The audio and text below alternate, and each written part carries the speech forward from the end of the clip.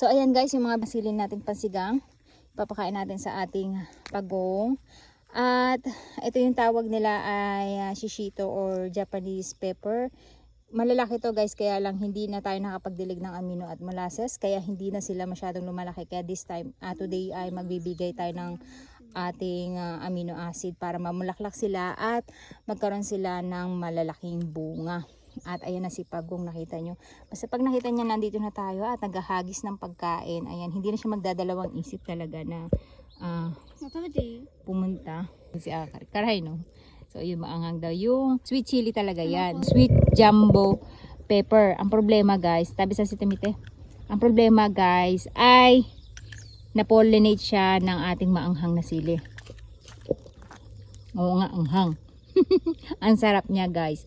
Kaya the best siya na panghalo sa apritada, hindi nyo na kailangan maglagay ng sili.